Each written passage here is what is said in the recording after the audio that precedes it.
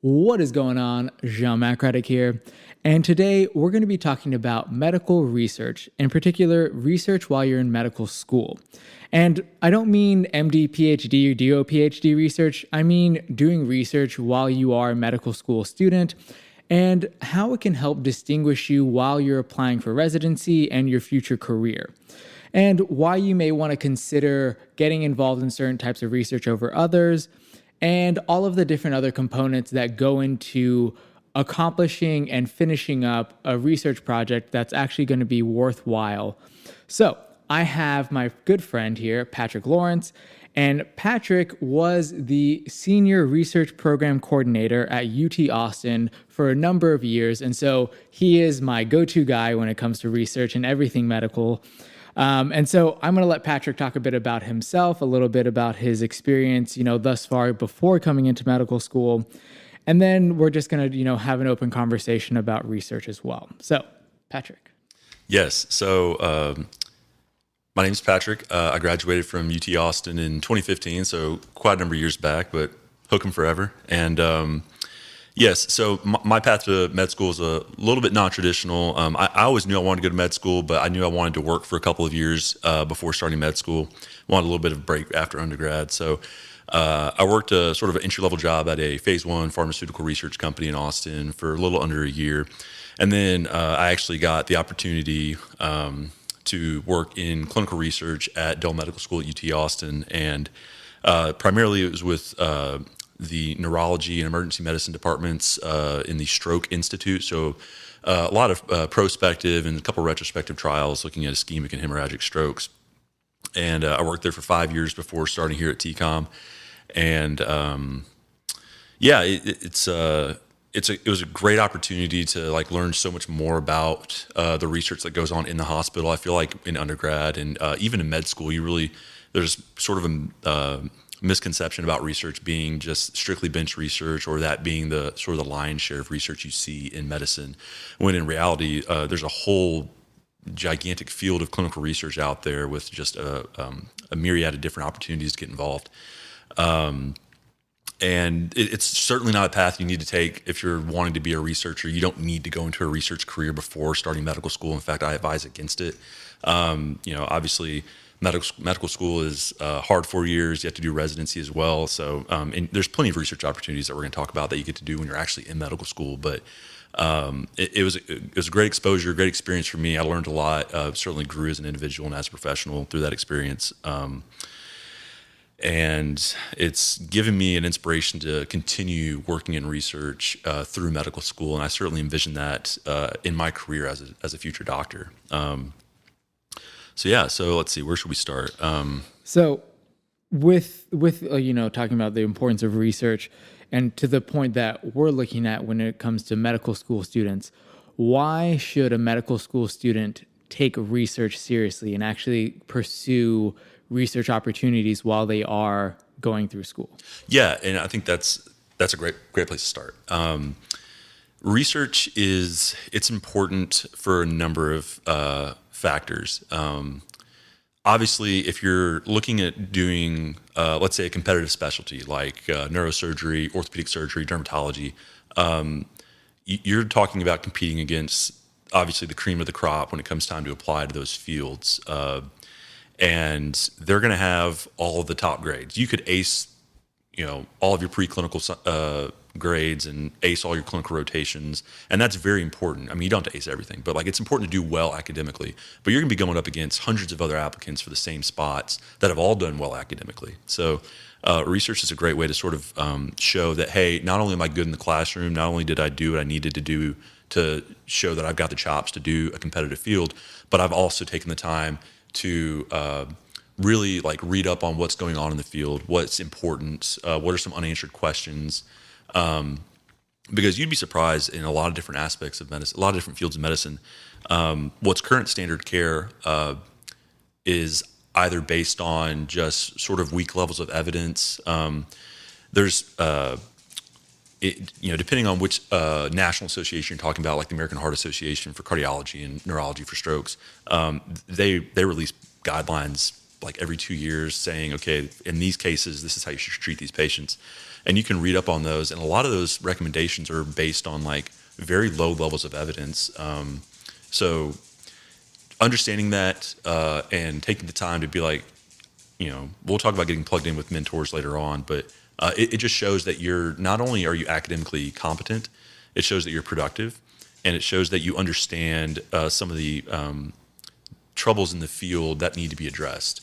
And I think program directors really appreciate that because they want to know that you know what you're getting yourself into when you're talking about getting into not only the competitive specialties, but any specialty. You could be somebody who wants to work in primary care, and I think it's great to. There's tons of research in primary care, like what's the best way to deliver care to patients, either in family medicine, internal medicine. There's research opportunities in any field that you can be interested in going into for sure. Yeah, and then I think the other aspect of that is when you are getting involved in medical research, yeah, it'd be great to be in the field that you're actually wanting to pursue, but some research is better than no research. And I think it's really one of those aspects where, like, look, if you're interested in orthopedic surgery, but you end up doing like a general surgery research project, that's not bad. Something is better than nothing. And I think it's one of those where a lot of people are like, no, if I'm not going to do a research project because it's not in the field I'm interested in, like, don't sell yourself short when it comes to pursuing research opportunities because they're not directly in the field that you want to do. Yeah, and that's a great point. I for the listeners, I actually just met with an orthopedic surgery residency director 2 days ago because that's one of the fields I'm interested in. I'm not for sure that I want to do that, but it's certainly something that I'm considering. And I told him about some of my prior experiences working at Del Med as a research coordinator, and I had a publication, several presentations come from that. And I told him, I was like, yeah, that's great, and I really want to get more surgical research. He's like, hey, that's solid to have that on your application because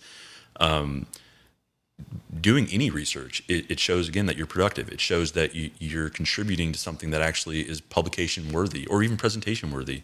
Obviously, the more publications you get, the more good publications you get, I should say, it certainly helps your application when it comes time to apply for residency. But even presenting at regional or national conferences, that's huge.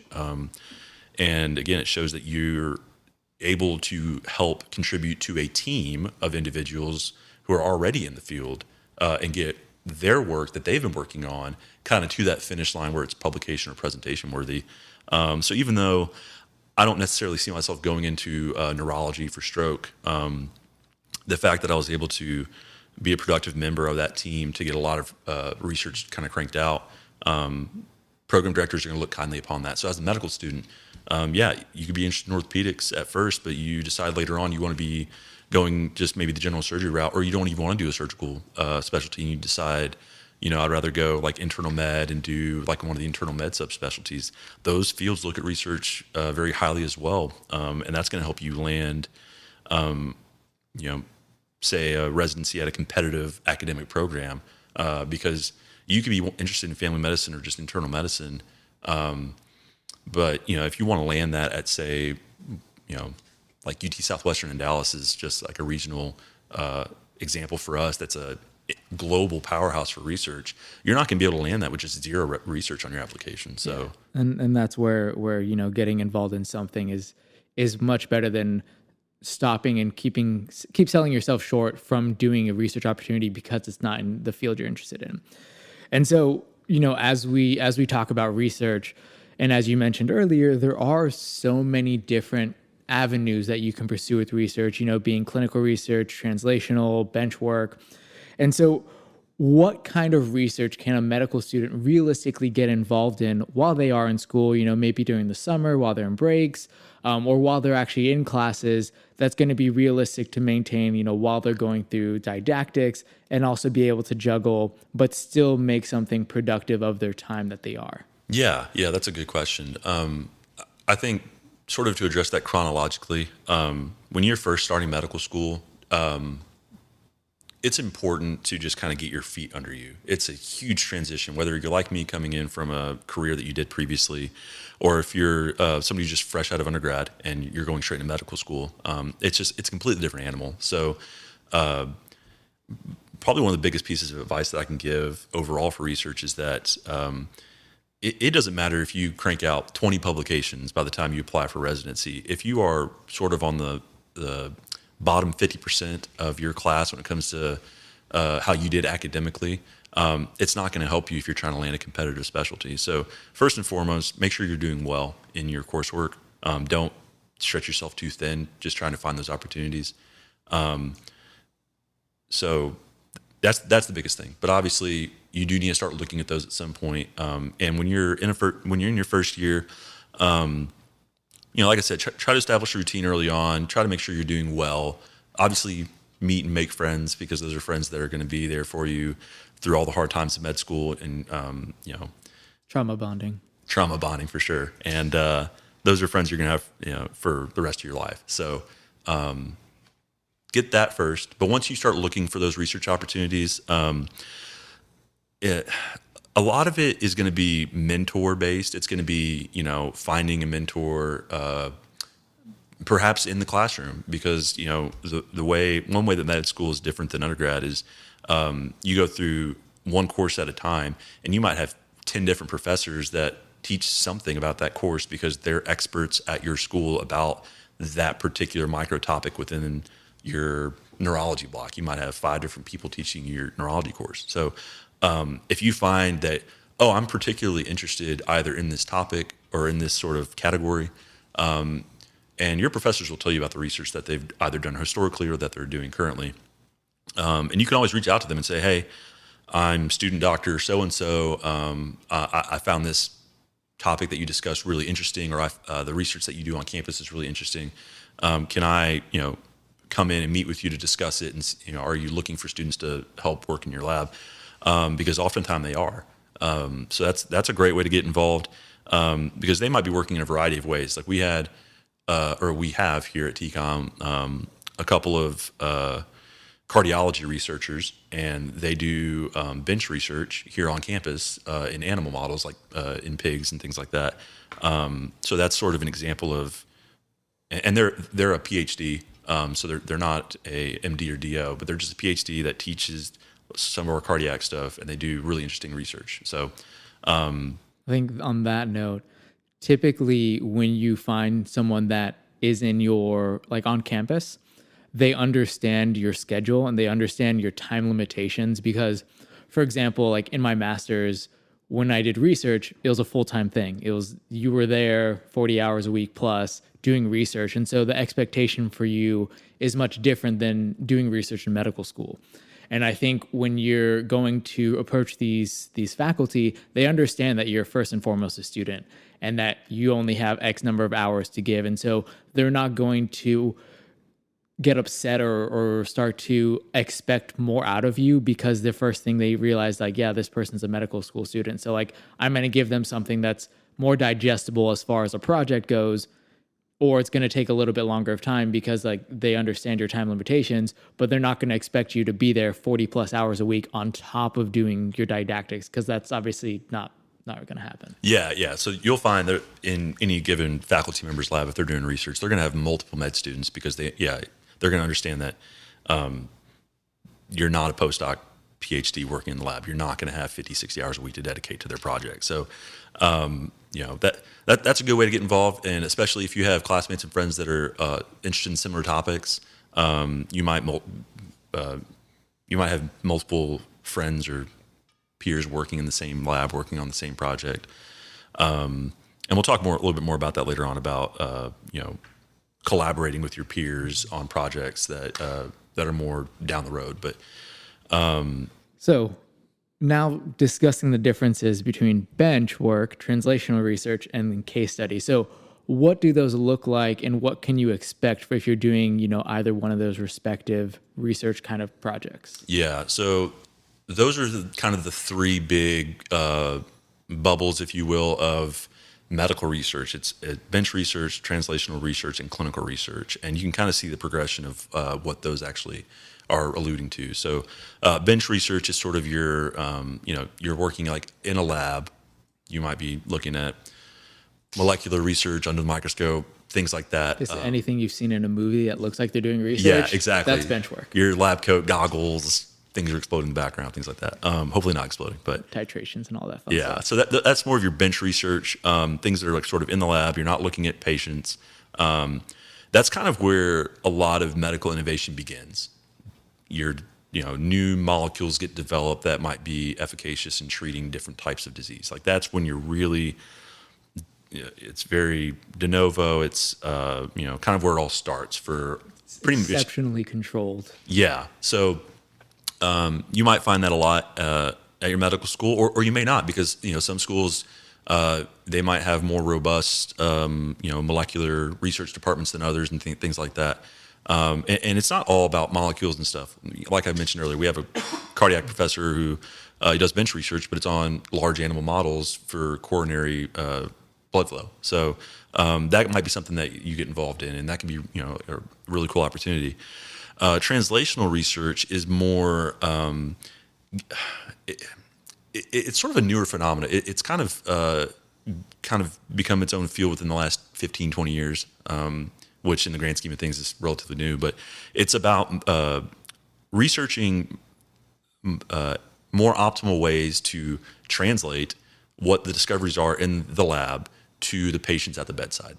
And it looks so diverse in what it can actually be. It's kind of hard to summarize it, but that's sort of the general idea, is taking the discoveries in the lab and applying it to human patients for either the first time in humans, or just trying to find like better ways to deliver it. And then clinical research is sort of everything like in the hospital. It's the field that I worked in when I was working at Del Med, and it's more of what you're going to see, especially as a third-year medical student. You might be doing a lot of case reports, things like that. But clinical research, it entails so many different things. It can be retrospective chart reviews. You're looking at patient data from over, let's say a 10-year time span, to like just sort of get an idea about issues that persist and how to improve them. You can have prospective chart reviews. You can have prospective interventions. You can have, randomized clinical trials. That's sort of like the gold standard for when you're talking about really advancing patient care. That's not to say that the other types of research are less effective than that, but when you're talking about like changing the paradigm of the standard care in pretty much any field, especially a dramatic shift, it's going to be because of either one or multiple single blind or double blind randomized clinical trials. But those are typically on a much grander scale than what you're going to be involved in as a medical student. You're probably, as a medical student, looking at retrospective chart reviews, pretty much things that are going to be easy for you to either hop in on that are already underway, or for you to start up and have sort of a low barrier of entry, because nobody's expecting you to go write up a protocol for double-blind randomized clinical trial for stroke patients by the time you graduate med school. It's not going to happen. But the work that you do as a medical student, it can help contribute to the overall literature that then advances the field, that then sets up that next clinical trial. Because you'd be surprised, you can publish even just like a methodology manuscript that I worked on at Del Med, got published, and it's been cited by multiple clinical trials that have since started that reference the article that I wrote. And I was like, I didn't have a whole lot to do with how they designed their trials, but that one publication I was on, clearly it helped them design their trials. So that's one of the beauties of clinical research in particular, is there's so many new trials that sort of start up treating patients, and they sort of build off each other. So Yeah, like right now, I'm doing a summer research project, which is it's called the PRP, so Pediatric Research Program, and I'm on a case study. And so that's a very easy way to get involved. And we also have retrospective studies as part of the PRP. But like the case study is essentially me looking at what I'm working with the orthopedic physician. So what the orthopedic physician I'm working with, what she was interested in, and some of her colleagues were when it comes to like drug administration. And I'm just looking at the charts, seeing what differences there are, and basically trying to get our heads wrapped around what's causing the finding that they're observing, and then essentially going ahead and just writing it up and observing, the 3 patients that we have and just writing something up. And so it's a very easy, the PRP program we have is like 4 to 6 weeks. And so it's a very quick program, and you're able to crank something out relatively in a short period of time versus, I remember when I was doing bench work for my master's, that was months, 40 hours a week, months. And so like, I tend to think that as far as a time scale goes, your bench research projects, if you are going to do those, expect them to take a lot longer than a case study or a retrospective study. But I would say they hold more value because you've had to do a lot of like trial and error and a lot of other things, but there's also a lot of a learning curve because like you have to learn how to do the experiments. How do you do a Western blot correctly? And it takes time to get good at that. How do you do PCR? How do you get good at all those other things? Whereas like a case study, you just have to be able to read the chart of the patient and understand it, and then get literature, pull it in, and then write something up. And so I would say when it comes to looking at research and getting involved with those, be mindful of like the time availability that you do have. And also like if you're getting into like, for example, a benchwork research project at the beginning of it, that's going to take years before you get published versus if you hop in and they're like, getting close to finishing up and they just need a few other things and you can just hop on as part of the project and you have like a lab manager or a postdoc or whatever, and they just need a little thing like a student can do, then you're going to get published a lot sooner. And so like being aware of the timing of when you hop into a project that's going to be more demanding of your time is going to be really helpful. So that way you're not like, oh, well, it's 4 years later and the research still isn't done and I'm not going to get published. And speaking to that effect, like I'm sure any of us would love to be the med student that is involved in a project that cures cancer, right? Like, but reality is that is a decades. Obviously, it's been going on for years and years and years to find the best ways to treat cancer. So like, no one is expecting you to, by the time you apply for residency, to have that type of research on your application. People obviously spend their entire careers trying to find those cures and solutions.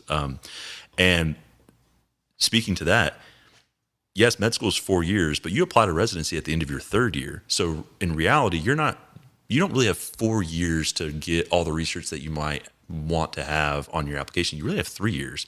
And certainly when you apply to residency, you can say, hey, I have X, Y, and Z submitted for publication, but those aren't published yet.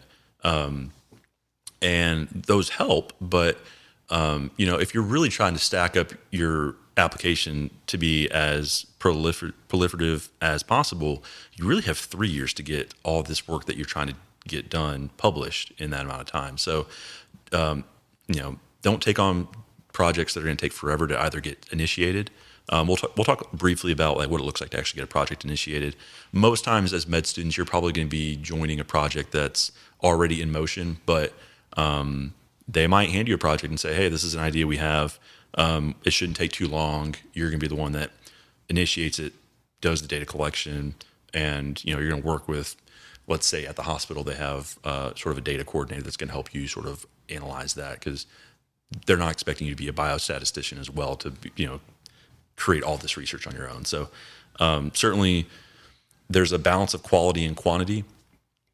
Case reports in your third year are going to be something that you're going to see a lot of possibilities to do, and you're going to see a lot of your peers doing those, and they're great, and everyone does them. It's just part of the expectation, but those are kind of like, I don't want to say low hanging fruit, but if you just have 20 case reports on your application, like it's going to look good, but it's not going to look as good as, say, a couple of big time chart reviews or retrospective studies, or even maybe a prospective study that you land in, like, I don't know, let's say New England Journal of Medicine. I mean, that's not, you're not going to get published in New England Journal, but like, but exactly.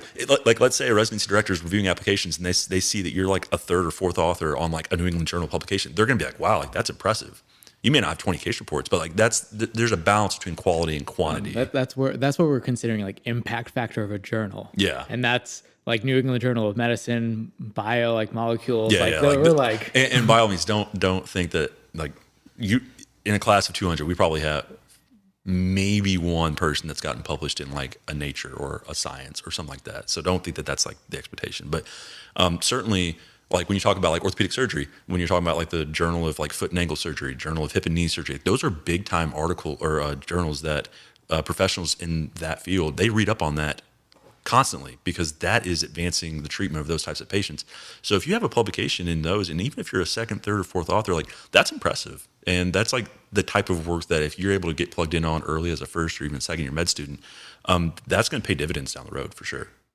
So when you are wanting to get started with research, the big problem is who do you talk to? Who is the person that you go out and reach out to is like, hey, I'm interested in research. How do I get started? Who's the first person you talk to? Yeah, we briefly mentioned talking to faculty in your as you progress through your coursework, and they're a great outlet. And that's only one of many options you can talk to, though, and the rest of them aren't as obvious as necessarily just the faculty that are teaching you. I think another good option is, if you join some of the student groups on your campus, like we're both in the orthopedics interest group, and you'll get plugged in on like group chats and group emails, and we have in that chat we have the orthopedic surgery residents at the hospital that TCOM's affiliated with. And they'll often reach out to just the group chat and they'll say, hey, like we've got a couple projects that we're, looking for some help on, who's interested. And of course we're all just like jumping up trying to get onto those. So finding the people that are of similar interest, you're going to just instinctively, you're going to find more opportunities to maybe get on a research project in the field that you're interested in. Right. So that's certainly a great place to start. Especially early on. I think even before you start med school, you're going to have like a big, like, I don't want to say career day, but like whatever it is where all the student groups are on the. What did we have? It was a block party. Yeah, it's like a big block party where, you're joining all these student groups, like the cardiology group or the orthopedics group or whatever. And anyway, that's a great way to sort of find those opportunities. And I know some of our colleagues, they reached out very early on to like the orthopedic surgery residency director. And they offered that. They said, hey, if you're interested, email me. Let's set up a meeting. Let's get you maybe plugged in on some projects early on. And you'll see that probably more with some of the more competitive fields. But even talking to like the career counselors, I forgot exactly what their title is, but like residency coordinator. Yeah, residency coordinators. They're the people that at your school, they're going to sort of help guide your path as you progress through med school to get where you want to go.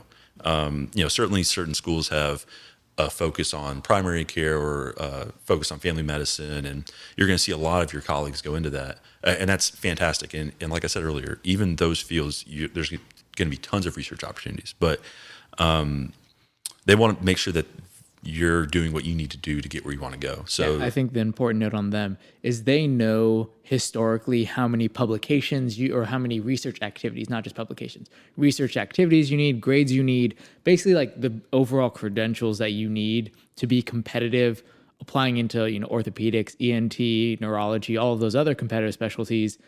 And they can be like, hey, you need this many of this number of research activities. So that way you don't go into your third year like, oh, I don't have any research. Yeah. And like you're not going into anything anything blinded. You understand like, hey, I need to get started probably earlier on than, maybe my peers that aren't interested in like ultra competitive specialties. Mm-hmm. And just to sort of like dovetail off that, it's not so much, this is not so much about who to talk to, but if you're interested in learning more about like how many research opportunities or research activities you need on your application.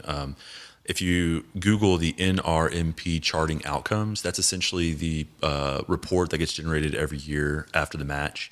And for, I guess, first year med students that I'm sure everyone knows what the match is, but that's basically how you get assigned to which residency you go to. But they release reports every year based on that year's match of of all the people that matched into all these different fields, this is what their number of scholarly activities were. And you can see, like, I think neurosurgery this last year, the average matched neurosurgery applicant had like 25 or 24 research activities, which that doesn't necessarily mean 24 different projects. You can certainly get multiple poster presentations for just one project. And I guess we'll talk a little bit more about that. Actually, on that point, since we're already talking about it.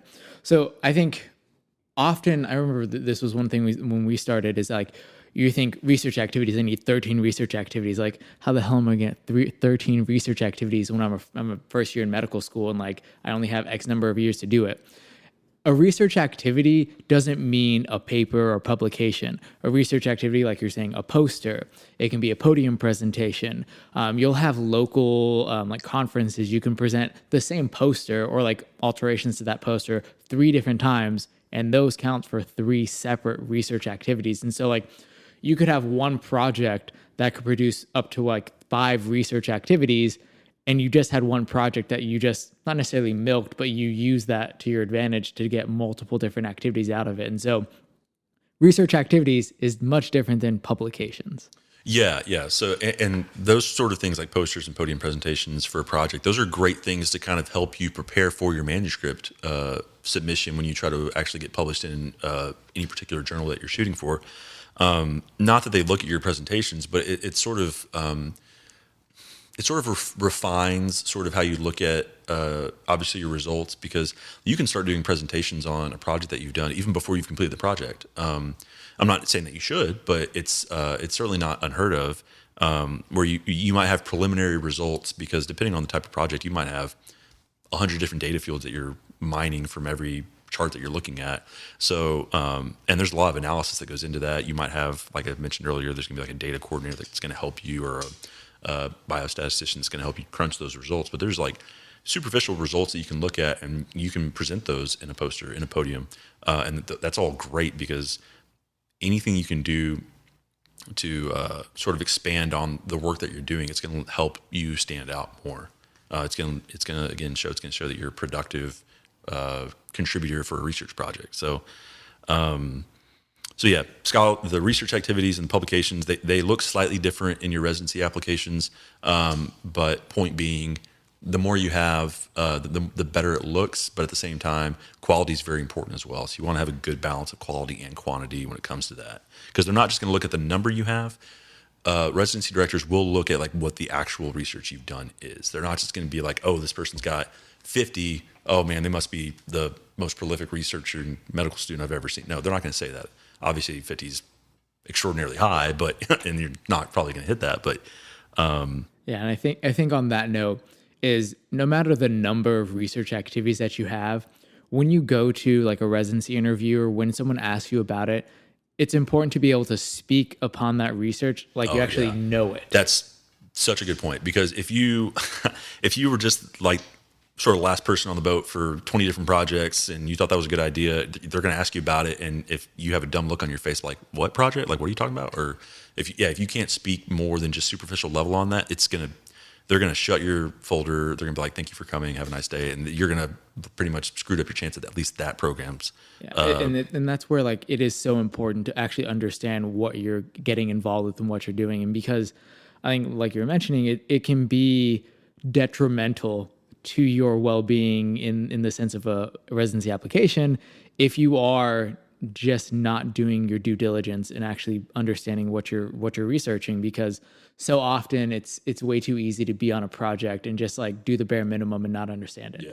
And it's especially when you're like fifth author or something, like you're not the lead on that paper. You're just part of it. Even if you're just part of it and you only did a little aspect of the whole project as a whole, be able to understand what your other fellow researchers are doing, because you're still going to be on that publication and you need to understand what they were doing as well, and how your little aspect contributed to the project as a whole, and how that project actually came together. Because I would say, like, I've been on projects before where I'm just like, I have no idea what I'm doing, but that's not good enough. And like, I had to do my own literature research. I had to only do my own due diligence. So that way, if it came to it and I got questioned on it, I knew what I was talking about, because that's the important aspect of it. Yeah, and you know, when you get interviews for residency, part of what they're looking at, obviously they want to learn more about who you are. And if you get offered an interview, like, you know, you might end up applying to 100 residency programs and only get 10 interviews. So the fact that you're even getting an interview is,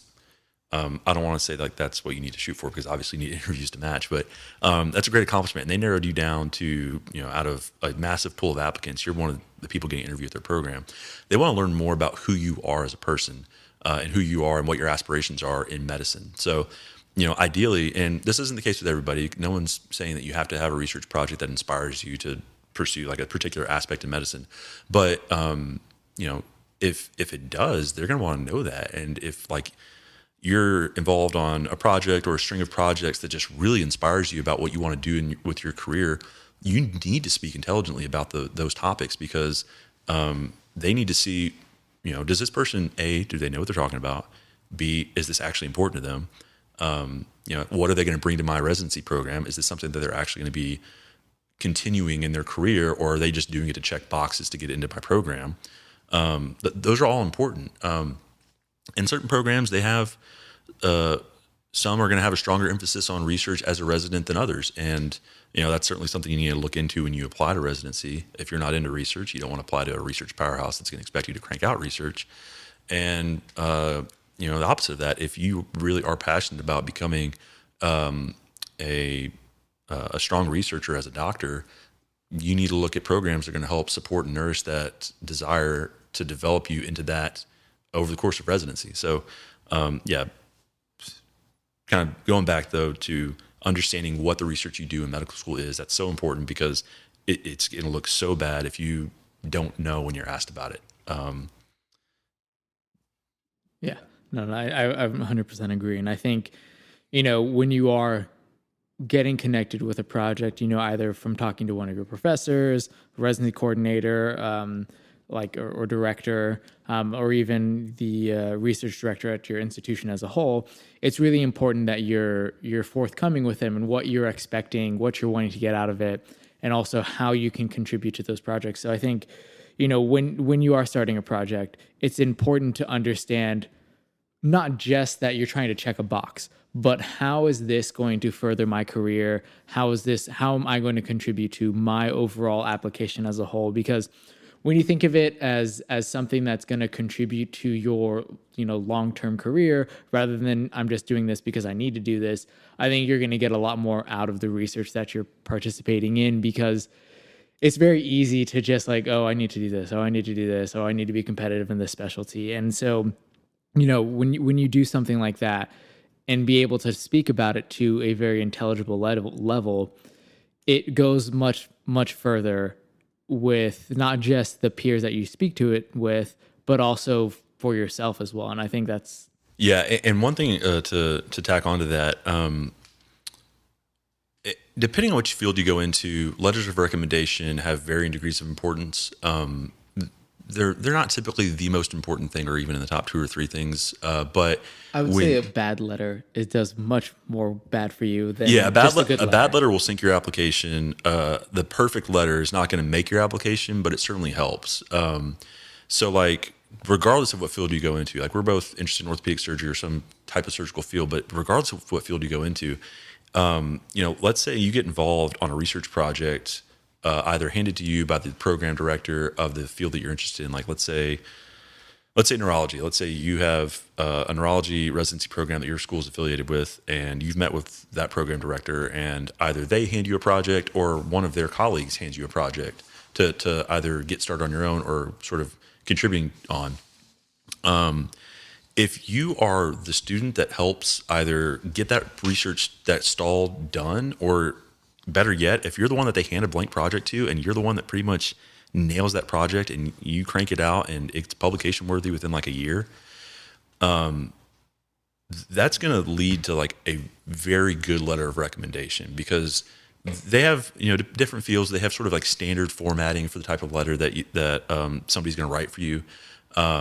And residency directors want to see that, but there is still variance about how the author of that letter of recommendation can personalize that letter regarding you. And if they say in that letter, student doctor so-and-so was instrumental to completing this project, or they are the strongest contributing researcher that we've had come through here in 3 or 4 years, that's like just a stellar, resounding letter of recommendation for you, rather than just the basic hard worker, did great, competent on their audition rotation, things like that. So it's a great opportunity that even if you've never previously considered doing research, if for no other reason, view it as an avenue for you to really stand out to the people that are going to be referring you and writing your letters of recommendation come time to apply to residency. Yeah.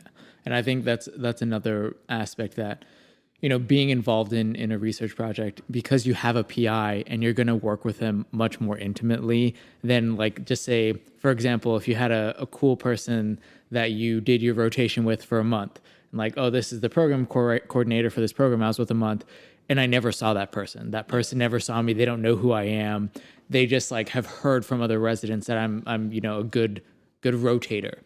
it goes a long way when someone's worked with you, days in and days out, and they've spent a lot of time with you. They know your personality. They can actually speak to your work ethic versus a program coordinator that's just interested that's in the field that you're interested in. And so, like, just because we're talking about letters, picking your letters and who's going to write them is very important. And make sure that, one, you can even ask them, am I going to get a good letter from you?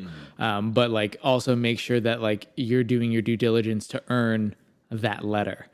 Because if anyone can write a letter and it can be generic, but like it's harder to get a good letter unless you go out of your way to ensure that you're actually worthwhile to get that good letter. Yeah, absolutely. And so as we're talking about like research presentations and the research activities, going back to that real quick, I do want to mention that if you present for like a journal club, that does not count as a research activity. And like I've actually had students that like will consider that as a research activity, and like do not put that on ERAS. Like, do not. It is great practice. So there is certainly merit in participating in those, even if you're like in your student interest group for whatever field. If you have a journal club, by all means, you should definitely attend it. And it'll help you kind of get an idea for some of the stuff that's going on in that field that might be interesting, and it might pique an interest in you. And certainly hones your presentation skills. Yeah. Seek opportunities to present to your peers, because that is, it's a great sort of way to cut your teeth on how to actually present in an academically ordained environment of and being comfortable. Low stakes most of the time. Yeah, so low stakes. So like, just even if you like completely butcher a presentation to your fellow first year or second year med students, like no one's gonna hold it against you, right? Like you might have 30 seconds of embarrassment, but they're gonna forget about it the next day, right? So like, by all means, like if you're looking for ways like, okay, like how can I even get an idea of what to do? Like that's a great thing to do, because like typically those journal clubs are like organized and hosted by like if you're a first year, they're typically organized by the second year like officers in that club that have a little bit better idea of like what it's going to look like, and it'll sort of help you get that sort of exposure very early on to even just understanding what the type of research is going on in a given field. But yeah, by all means, don't put that in your application. It doesn't count. It's not. Yeah, it's just good practice. Pretty much anything that's going to go in your application is anything that is a peer-reviewed abstract, publication, or presentation. Like it's essentially peer-reviewed. Like if it's not peer-reviewed, it doesn't go in your application. Yeah, and if it's at a conference like a national, regional, statewide, anything like that, that also counts as well. So like because those are things that you submit your abstract for, and there is a panel of the conference organizers that review all the submissions to determine whether or not it's even worthy to be presented at that conference. Because they're not just going to take any sort of submission. Like it needs to be even somewhat decent to get accepted. So that's what goes in your application, not just, my school's journal club, I presented somebody else's research. Like, no one, that's not a research activity. Exactly. And so I think with us being, I guess we're going to be the second class to go to the pass-fail of step 1. With that bearing in mind, there's been a lot more talk of people considering doing like a gap year, a research year, and how that may be beneficial or useful for a student that's, looking at a more competitive specialty that's like, okay, well, I have one research activity coming into school and I need to have 13 or X number of research activities.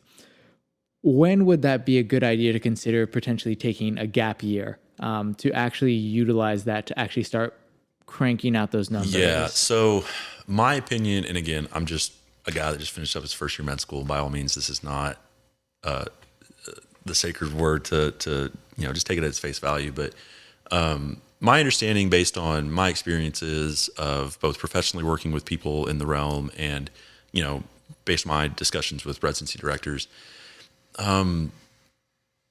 it's something that I think should be considered. I don't want to say as a last resort, but like if you're considering an ultra competitive specialty, I wouldn't necessarily plan on it as a plan A.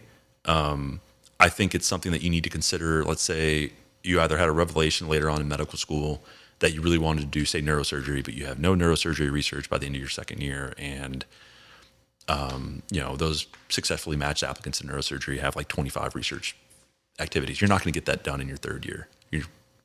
There's no way. So that might be something where it's like, okay, I've had this revelation. I'm academically competent and excelling to the point where I can set myself up to be a successfully matched competitive surgical specialty applicant. But I need to show that I'm dedicated to the field, because that's very important for a lot of these competitive fields. They need to know that you actually want to be in that field, not just that, oh, I'm top 10% of my class, therefore I think I belong in this field. No, you need to actually showcase that. So if you're somebody that early on in school, you kind of had an idea that you wanted to do something like that, and you did the right things by getting involved in research early, I don't think a research gap year is necessary. And it's not reported in the charting outcomes, but like, as far as like those who take a research year versus those who don't. But I really think that's something that should be seen as more of like a backup or like a late change necessity, rather than you need to plan on doing one. You do see it more now, though. You see a lot of people who, because a lot of these fields are just getting more and more applicants, they decide to go ahead and, hey, like after my second year or after my third year, I'm gonna go ahead and like apply for a research year, to get all of like all those publications and all those research activities. And there's certainly merit to that, but I don't know. My opinion is sort of do that as like a last case scenario, because med school is already 4 years. Doing a research year, it prolongs it to 5 years, and there's no guarantee that that's what's going to make or break your application. Yeah, and I think with a research year is that, one, if you do a research year, it has to be very productive. Oh, like, yeah, because if it's not productive, that's going to look so bad. Yeah. So you have to be like, you have to have the right combination of, you're doing a research year at a productive institution that's known for cranking out research. Like, if you just do a research year somewhere where it's sort of hit and miss, like that could be really bad for your application. Yeah. So it's one, making sure your research year is productive. If you do decide to take a gap year, also making sure that when you do your research year, is that you're taking the time to like present the research that you're doing. So like, making sure you're trying to attend as many regional conferences that you can. You only have a year, and so you may not be able to crank out as much as you want, but making sure that you're trying to present at basically any opportunity that you can. And like Patrick was mentioning earlier, is like, if you have preliminary data and that's good enough for a poster, that still counts as a research activity. It doesn't have to be a finished project for you to be able to present it, at a conference. And then also, I would say this is kind of not necessarily an unwritten rule, but if you do take a research year, do not do it after your fourth year, because that basically makes it sound like you didn't match. You're doing it earlier on in your career. So you're looking at doing it after your first, second, or even third year, because you are trying to become more competitive with your specialty. So like, I know a lot of people in ultra competitive specialties are considering it moving forward, especially with step one and step two, just step one going to pass fail. So step two is the only graded board exam you have going into your residency application. And so you're trying to figure out how you can stand out more. And if you have, you're less than the minimum requirement for research activities, and you're like, there's no way I'm going to be able to do this, then at that point, maybe considering doing the gap year for research can help you, albeit that it is super productive. Because I think it's one of those where, like you were mentioning earlier, like, yeah, a research year can be beneficial, but it's not a guarantee. It's not going to solidify it for you if there's a lot of other things on your application that like are red flags. Yeah. And I think, sort of to say it another way, like a research year is not going to suddenly make your application. Like if you are excelling in school, you're in the top quartile or top third of your class or something like that. Like those are all things that are going to have greater weight on your ability to match into a competitive field or into a competitive program. Taking a research year is not going to suddenly change that if you are struggling academically. There's a lot of different aspects that can, make your application when it comes to residency. Research is one of them. And so when you're looking at it, it's how can you paint a picture of yourself as being a good applicant? Good interview, good letters, good activities, extracurriculars, research, hobbies, things of that nature. And then also, being competent academically, good STEP scores.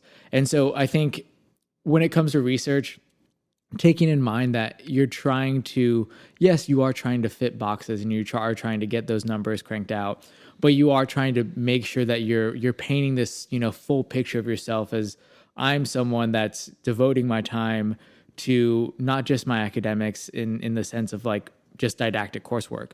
I'm devoting my time to research. I'm devoting myself to things outside of that. So that way, when I finish up with medical school, when I finish up with that and I'm going into my residency application, how can I stand out? How can I be competitive? And so I think here, as we're talking about, research is one of those avenues that like you can really help yourself in the sense of standing out and being more competitive if you go about it the right way. And if you are able to, speak upon the research activities you're involved with, and then also be able to talk about the projects that you're involved with as well, because it's one of those where it's not one thing that makes or breaks you.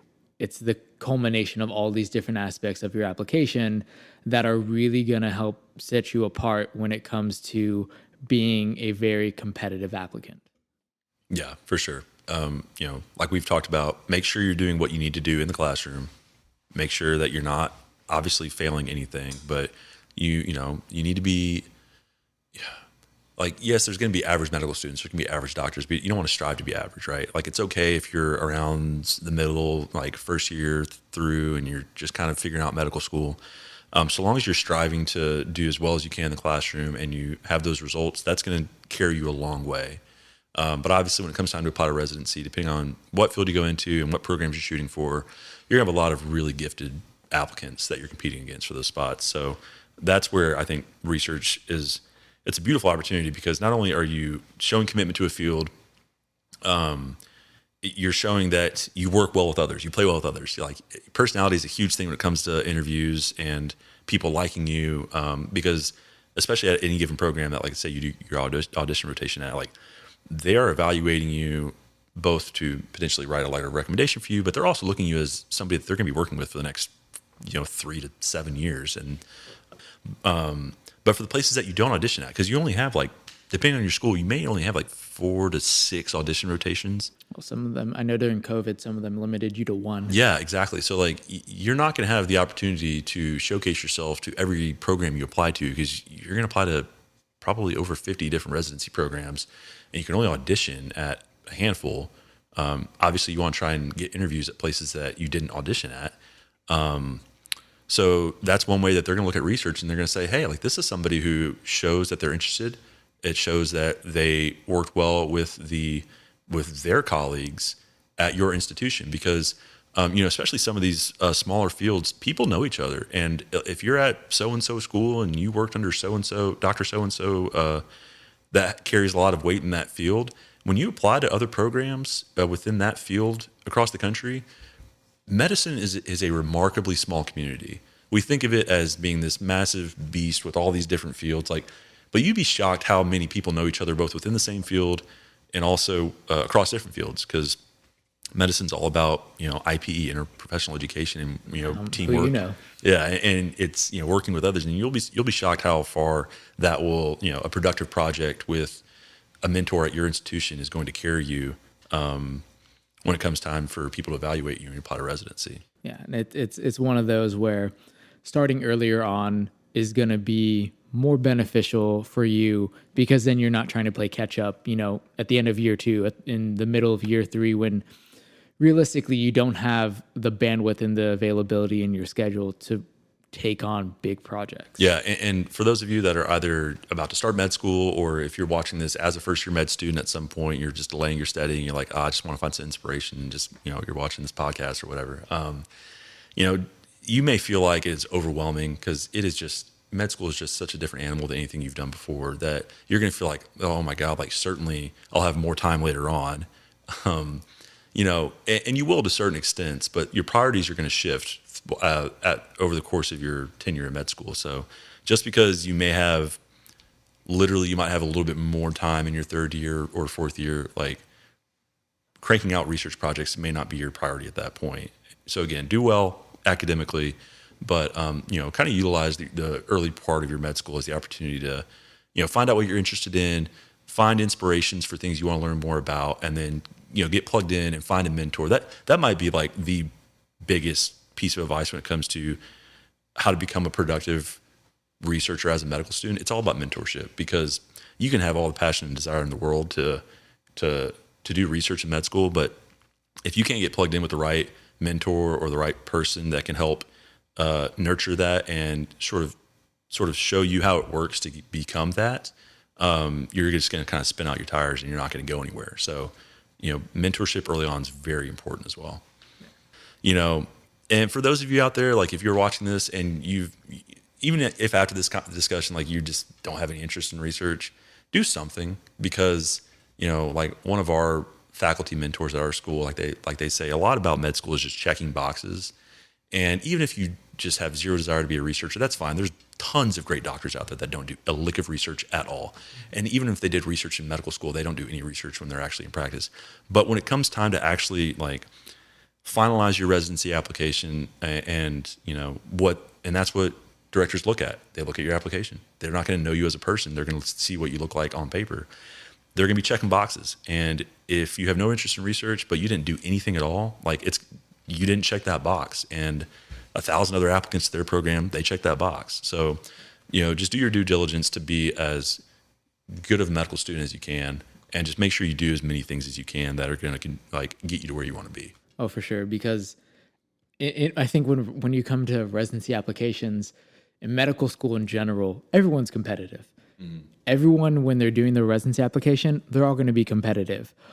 Your goal is to try and be a little bit more. Yeah. And so that one extra publication, that one other activity you have, that is what you're trying to do to help set yourself apart. Outside of just checking the boxes is how you can help set yourself apart. Yeah, and that's why, research is a really great avenue. If you get involved early, it can completely change your career. And I know we're kind of wrapping up, but like one of my mentors when I was working at DelMed, I had two docs that I kind of directly worked for. One's a neurology doc and one's an emergency medicine doc. The neurology doc, he had a PhD before he even started med school, went to Harvard Med, a very extremely accomplished neurologist. And the emergency medicine doc, also an extremely accomplished guy, but he had no PhD work, just got his MD. But I think he just turned 50 and he's got all these NIH grants because he's been such a prolific researcher in his career.